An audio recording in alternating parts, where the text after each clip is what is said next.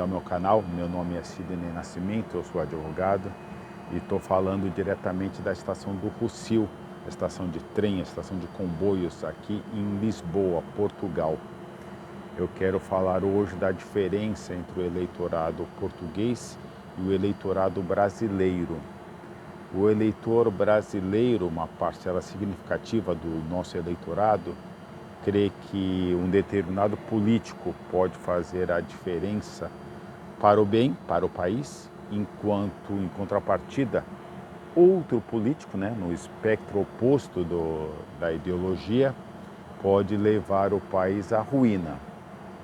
E em Portugal, como é que são as coisas? Bom, já são 2 anos e meio que eu moro aqui em Portugal, que eu tento acompanhar a política por aqui, e me parece que o eleitor português é mais cético.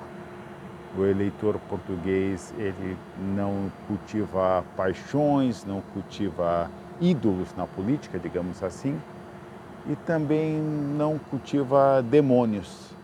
Ele não parece acreditar que a política, a democracia liberal tal qual nós conhecemos, e aqui é um regime parlamentar, vai de fato trazer grandes melhoras para o país, mas também não vai piorar muito. Parece que para o eleitor médio português, tudo que a política pode trazer é mais do mesmo, nem para melhor, nem para pior. E a gente pode trazer algumas considerações feitas pelo professor Fernando Rosas, aqui neste livro Salazar e o Poder, da editora Tinta da China, e ele também participou de outro livro, O Século XX Português, escrito com outros colaboradores, também da editora Tinta da China, em que traça um cenário da política no século passado em Portugal. E nessa obra aqui, Salazar e o Poder, a arte de saber durar, ele aborda, ele explora o fenômeno do salazarismo, do Estado Novo Português, em especial na primeira metade do século passado. E você sabe, o Estado Novo Português iniciou-se na década de 30 do século passado e encerrou-se em 74 do século passado com a Revolução dos Cravos. Bom, o que o historiador Fernando Rosas nos diz? Ele nos diz que Salazar, ao contrário dos seus colegas fascistas Mussolini, Hitler, Getúlio Vargas, Salazar não acreditava que a mobilização das massas fosse algo positivo. Ele não acreditava que nem mesmo mobilizá-la em seu favor pudesse ser algo bom, porque, segundo as suas crenças, hoje a massa mobilizada pode estar em seu favor, mas amanhã a massa muda de humor. Então, essas quase 5 décadas em que durou o Estado Novo Português, o Estado fascista português, houve uma política deliberada para que as massas portuguesas pouco participassem da política. E nós sabemos no Brasil que Getúlio Vargas era um ídolo popular.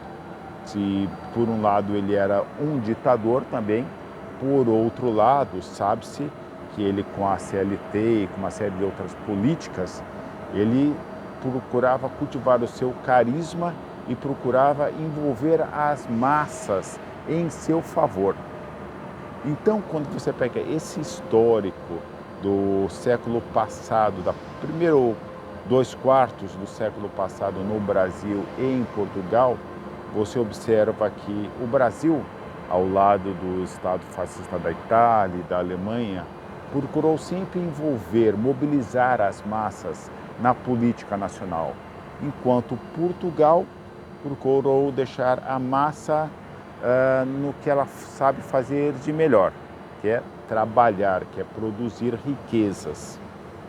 Então, talvez também por resultado disso, nós observamos que o eleitor português é, acima de tudo, cético e pouco envolvido com a política. Quando você observa as grandes manifestações aqui em Lisboa, seja de trabalhadores, seja de políticos em geral, aqui em especial na Avenida da Liberdade, aqui perto em Lisboa, você vê que na verdade essas mobilizações são pequenas, né?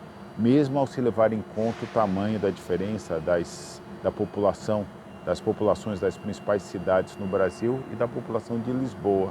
Ainda assim, creio eu, nesse pouco tempo que eu estou aqui em Portugal, 2 anos e tanto, que o português, o eleitor português é acima de tudo cético, é acima de tudo, ele acredita que ele pode resolver a vida dele para melhor, cuidando ele mesmo do seu destino.